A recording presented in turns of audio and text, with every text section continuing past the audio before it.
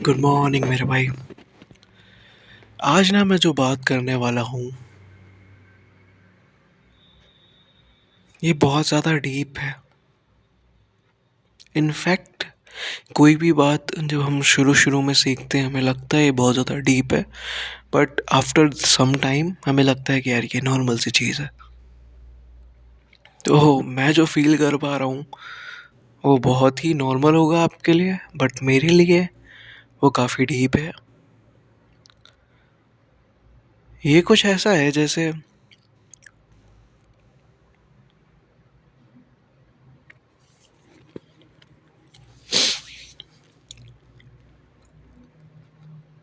हमारे लाइफ के संग कुछ भी हो रहा है ना, it's all planned man.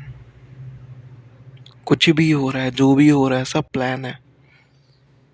And who is the developer of this game is God. अब मैं ऐसा क्यों कह रहा हूँ? जस्ट इमेजिन, तुम्हें सब कुछ पता है, नॉलेज तुम्हारे पास सब है, ठीक है, यू आर वेरी ग्रेट, लेकिन तुम गलत कर्म कर रहे हो। इस बात को समझना, मैं तुम्हें डिमोटिवेट नहीं कर रहा हूँ ब्रदर, बट मैं तुम्हें एक रियलिटी दिखाना चाहता हूँ। चलो तुम्हारा एग्जांपल नहीं लेता हूँ, क्योंकि जब हम कभी कभी अपने ऊपर लेते हैं ना तो हमें ऐसा लगता है कि सामने वाला पर्सन हमारी ईगो के संग खेल रहा है। तो मान के चलो तुम्हारा एक दोस्त है जो गलत कर्म कर रहा है। अब वो तुमसे ज़्यादा पढ़ा लिखा है, उसके फादर के पास तुमसे ज़्यादा पैसा है, उसकी फैमिली वेल रेपुटेटेड जगह में उसका बहुत बड़ा लग्जूरियस घर है, लग्जूरियस कार है, एवरीथिंग उसके पास लाइफ में सेटल्ड है, लेकिन जो उसके कर्म है ना वो बुरे हैं। और तुमको ये डाउट आ रहा है कि अब जो मैं कर्म कर रहा हूँ वो सही है कि नहीं, am I doing right in my life. And suddenly कुछ ऐसा स्पार्क होता है, वो जो स्पार्क होता है वो भी देने वाले गॉड होता है, कि उसकी ज़िंदगी देखो, सब कुछ होने के बाद भी वो सफ़र कर रहा है। पैसे के मामले में सफ़र नहीं कर रहा है क्योंकि वो फुलफिल है उस चीज़ से, वो सफ़र कर रहा है फिज़िकल इश्यूज से, फिज़िकल हेल्थ इश्यूज से, in fact some type of physical issues also, क्योंकि रिच फैमिलीज़ में अगर उन्होंने गलत तरीके से पैसा कमाया है तो या तो उनको कोई बीमारी होती है, चेकआउट कर लेना,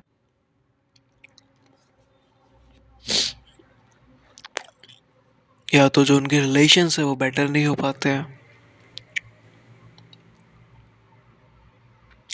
या तुम कह लो कि उन्होंने मांगा ही ये होता है कि या तुम ये कह लो कि वो चाहते ही हैं कि उन्हें रिच लाइफ मिले और उसके बदले जो भी सर्कमस्टेंसेस हैं वो झेलने को तैयार है। यू नो, अगर हम किसी से एनर्जी लेते हैं ना तो हम तो भर जाते हैं, लेकिन जो सामने वाला पर्सन है वो डाउन चला जाता है। इसमें दो केसेस होते हैं, ध्यान रखना। अगर तुम किसी से पैसे ले रहे हो और वो खुशी खुशी दे रहा है, इट्स ओके, उधर कर्म का कोई इफेक्ट नहीं पड़ता है। बट अगर आप किसी से पैसे ले रहे हो और वो खुशी खुशी नहीं दे रहा है तो उसका पैसा तो आपके पास आ जाएगा, आप अपनी लग्जरियस लाइफ कंटिन्यू कर सकते हो, लेकिन जो उसके मन से आह उठेगी ना थोड़ी देर के लिए, जो उसके मन में भाव आएगा कि इसने मेरे संग गलत किया है, मैं पावरफुल नहीं हूँ, अब इसके संग गलत होना चाहिए, देखना यूनिवर्स उसको सुनता है और वो उसके संग बुरा कर देता है। समझे? तो ये रियलाइजेशन कराता है कि हमसे बड़ी भी कोई पावर है। जब मैं बात करता हूँ यूनिवर्स की तो मैं सिर्फ इस बेसिस पे नहीं बात करता कि यूनिवर्स सिर्फ मेरे लिए वर्क करता है। यूनिवर्स तुम्हारे लिए वर्क करता है, तुम्हारा जो दुश्मन है उसके लिए भी वर्क करता है, क्योंकि अल्टीमेटली हम सब बच्चे इसके हैं, भगवान के हैं, या कह लो हम भगवान से ही आए हैं। देखो, अलग अलग धर्मास में अलग अलग तरीके की बातें हैं। क्रिश्चियनिटी में आपको ये दिखेगा कि हम सब बच्चे गॉड के हैं, we are the son of God, okay. And Indian में आपको दिखेगा अहम ब्रह्मास्मि, तत्वमसि, हम ही भगवान है। और एक और है, मेरे को अभी मेरे रिसेंटली किसी फ्रेंड ने भेजा था। मेरा ऑनलाइन फ्रेंड एक है, वो मेडिटेशन सेंटर कुछ चलाता है। चलाता नहीं है एक्चुअली, वो क्लासेस लेता है, ठीक है, मेडिटेशन की। तो वो स्वर्व खलिनास तो हम कुछ ऐसा था। तो you know what I realise, everything everything is planned here, is designed by someone. It's like a game, man. You're playing a game of life, and developer is someone else. The control is not in your hand. But you know, sometimes I think कि ईश्वर हमें भी authority देता है कि तुम्हारे जो मन में आ रहा है वो करो।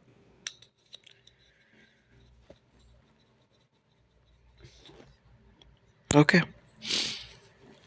तो हमारे लाइफ में चीज़ें प्लान ही होती हैं। जैसे महाभारत में कौरवों का मरना तय था, कृष्ण ने पहले ही बोल दिया था।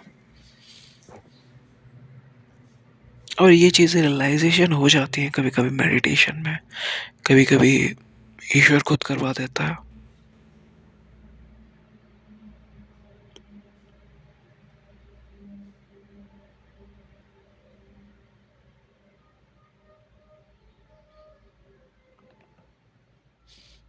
लेकिन अगर मैं तुमको ये बातें बताऊं तो अभी वो उतना सही नहीं होगा, क्योंकि हर किसी की एक जर्नी होती है। जब तक वो उस जर्नी में नहीं पहुंच पाता है, समझना बड़ा मुश्किल है।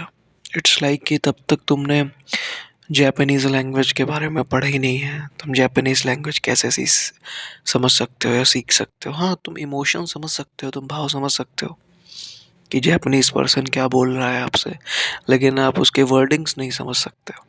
स्पिरिचुअल लाइफ में भी ऐसा होता है। तभी इतने ज़्यादा इनलाइटेंड पर्सन जिन्होंने सब कुछ बताने की कोशिश करी, लेकिन हम कभी उन्हें समझ नहीं पाए। लेकिन जब ईश्वर हमें उस रास्ते पे चलवाना चाहता है तो धीरे धीरे हम समझने लगते हैं उस बात को। हमें रियलाइज़ होता है कि हाँ, ये चीज़ें सही है। And that's the power of God यार।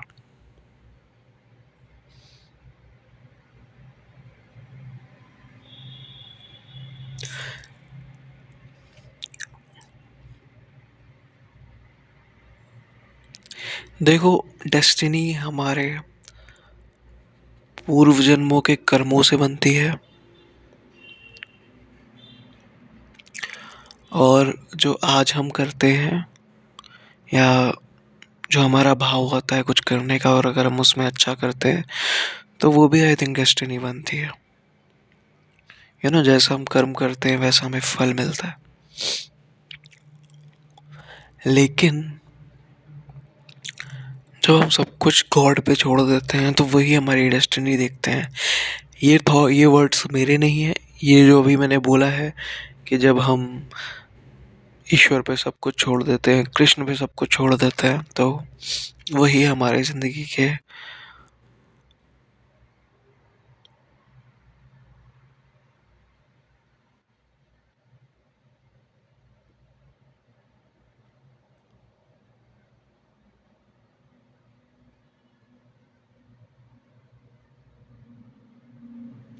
कंट्रोल्स अपने हाथ में ले लेते हैं। ये जो वर्ड्स हैं ये प्रेमानंद महाराज जी के हैं। अभी मैं उनके जितना महान तो नहीं बना हूँ, लेकिन अगर ईश्वर ने बनाना चाहा तो शायद बन जाए। क्योंकि वो जिस स्टेट में है ना, वहाँ तक पाने के लिए लालच छोड़ना पड़ता है। और मैं भी एक इंसान हूँ, मेरे अंदर भी लालच है। देखो, अगर फ्यूचर में वो कभी लालच छूट गया तो शायद उनके पैर छूने का मौका मिल जाए।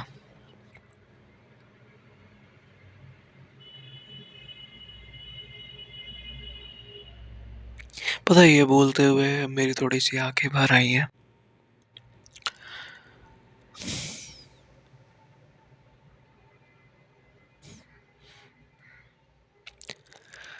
चलो यार, बस आज के लिए इतना ही था। वीक 12 जो हमारा है, यहाँ पे मैं देख रहा हूँ जो गोल्डन स्ट्रीक में मेंबर्स हैं टेलीग्राम ग्रुप में, वो टेलीग्राम लिंक अभी एक्सपायर्ड है, कोई वहाँ पे ज्वाइन नहीं हो सकता। जून के टाइम अगर कोई नया ग्रुप खुलेगा तो I will update you guys. और कोशिश मैं ये करूँगा कि अब की बार जो ग्रुप बनाऊँ उसको ऐसा क्रिएट करूँ कि वो और ज़्यादा हेल्पफुल हो। क्योंकि जैसे नेचर इवॉल्व करता है, जैसे हमारी बॉडी बढ़ती रहती है, वैसे ही कुछ ऐसा डिज़ाइन और करूं जिसकी कदर हो,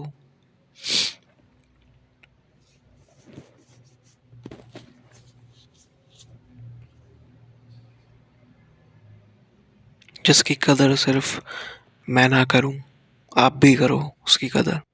जो जेन्युइन पर्सन है सिर्फ वो ग्रुप में आ पाए, जिसको अपने माइंड का प्लेजर चाहिए वो ग्रुप में ना आ पाए। Because there is a difference between man. हर किसी का पाथ अलग अलग है, हर इंडिविजुअल अलग अलग है।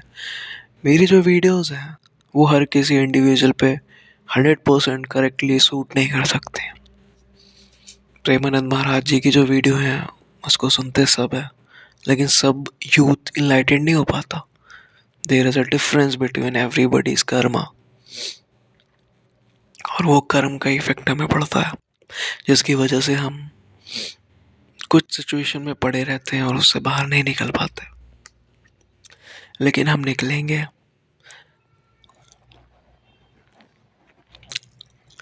वीक 12 जो लड़के पहुंच चुके हैं गोल्डन स्ट्रीक में, मैं उनसे कहना चाहूँगा, कभी कभी ना अब अनवांटेड इरेक्शन भी आ सकते हैं। इसका मतलब बॉडी ये इंडिकेट करती है कि जो आपकी एनर्जी है बॉडी में, जो ब्लड फ्लो है वो नीचे की तरफ ज़्यादा फ्लो कर रहा है। तो मैं ये चीज़ें कई बार बता चुका हूँ कि उसके लिए एक्सरसाइज करो। एक्सरसाइज से नहीं हो पा रहा है उतना ज़्यादा तो नाम जप स्टार्ट करो, ठीक है। माला ले लो, नाम जप करो। मेरे को अच्छा लगेगा तो मैं साधना का एक एक्सपीरियंस इधर डाल दूंगा। लेकिन जैसे प्रेमानंद महाराज जी कहते हैं नाम जप में कोई नुकसान नहीं होता है, तो आप वो कर सकते हो, ठीक है। अगर कोई स्पिरिचुअल नहीं है तो भी और भी अदर ऑप्शंस हैं। जैसे अगर कोई बिलीव नहीं करता गॉड पे, तो सिर्फ इकलौता ऑप्शन नहीं है नाम जप। You can try exercise plus meditation plus cold showers, because गर्मी आ गई है। तो सबसे बेटर ऑप्शन है कि fasting. You can do fasting also, like as per Hindu scriptures में जो लिखा हुआ है उसको आप फॉलो कर सकते हो, है ना। स्टूडेंट लाइफ के लिए तो स्पेशली लिखा हुआ है, यू नो, काक चेष्टा बको ध्यानम।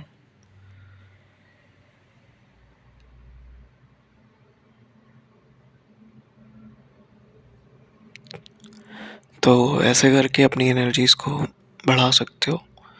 खाना छोड़ने से ये रहता है कि अगर एनर्जी ज़्यादा बन रही है तो वो जब बॉडी की नीड होती है उसको फुलफ़िल कर देती है ना, तब वो एनर्जी जाके हमारे जो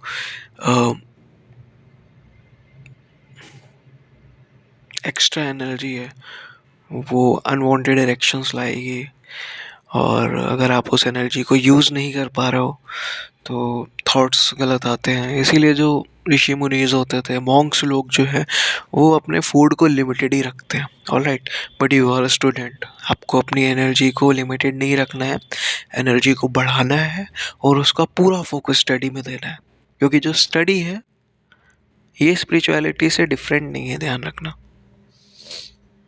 हम जब बुक्स पढ़ते हैं, जियोग्राफी के बारे में पढ़ते हैं, नेचर के बारे में, बायोलॉजी के बारे में पढ़ते हैं, ह्यूमन बॉडी के बारे में, ह्यूमन बॉडी डिज़ाइन करी है गॉड ने, हम फिज़िक्स के बारे में पढ़ते हैं, एनर्जीज़ के बारे में पढ़ते हैं, like energy can't be created and never be destroyed.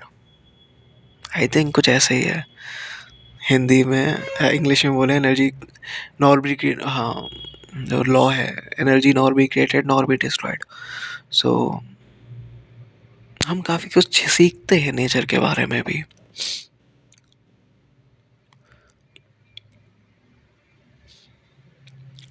Academic book से भी। तो तुम्हें अपनी एनर्जी बढ़ानी है, उसका फोकस लगाना है स्टडी पे। जो लड़के 25+ हैं, आपकी जॉब हो चुकी है, जॉब में आप लग चुके होगे या स्टडी कंप्लीट हो गई होगी, अब आप अपनी जो लाइफ है ना उसको पीसफुल बनाने के लिए स्पिरिचुअल जर्नी स्टार्ट कर सकते हो। But spiritual journey I think it's not for every one man, because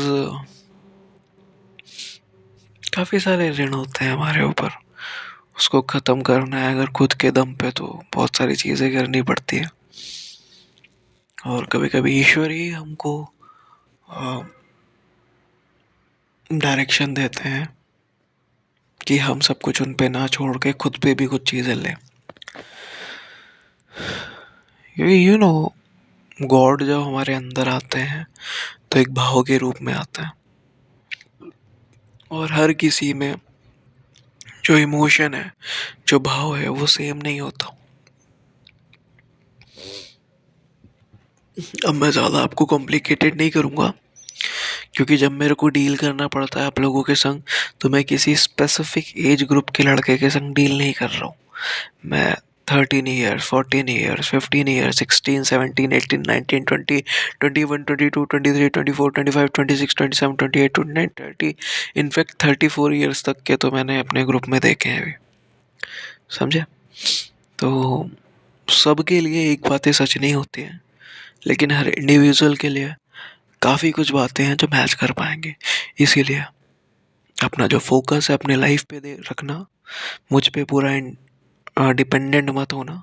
अपनी लाइफ की जो डोर है उसको इंडिपेंडेंट रखो, जैसे मैंने इंडिपेंडेंट रखी हुई है।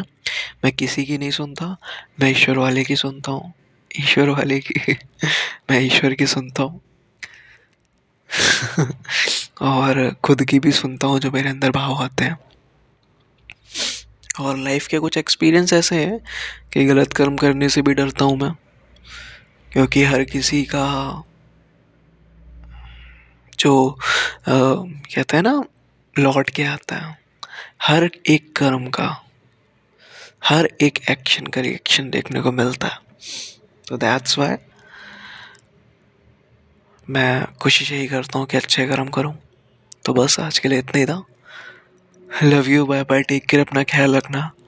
अब कोई क्वेश्चन मुझसे मत पूछना, क्योंकि आई वॉन्ट न्यूट्रलिटी स्टेट, जहाँ मुझे ना पॉजिटिव रहना है ना नेगेटिव रहना है, न्यूट्रल में रहना है। तो प्रे करो मेरे लिए, और प्रे भी ना करो क्यों, बिकॉज न्यूट्रल स्टेट में जब कोई आदमी जाना चाहता है, जब उसे ना दुनिया में पुण्य फैलाना होता है ना पाप करना होता है, बस वो शांति सब कुछ देखना चाहता है। तो ये जो स्टेट होती है, ये भी अंदर से आती है अपने आप, ऐसा नहीं होता कि आप इस बात पे चल पाओगे, नहीं, अपने आप कुछ एक्सपीरियंस ऐसे बनते हैं कि you want that state man. सोचो ना, अगर तुम्हें ऐसा लगता है कि मैं पुण्य करके सब कुछ कर सकता हूँ, चलो मैं बात नहीं करूँगा वरना ये ज़्यादा कॉम्प्लिकेटेड हो जाएगा तुम्हारे लिए, है ना, क्योंकि बहुत सारी एज ग्रुप के मेंबर सुन रहे हैं। बट हाँ, अगर कभी पर्सनली मुझसे बात करोगे तो मैं अच्छे से समझा पाऊँगा इस चीज़ को। आज के लिए इतना था। Love you, bye bye, take care, अपना ख्याल रखना।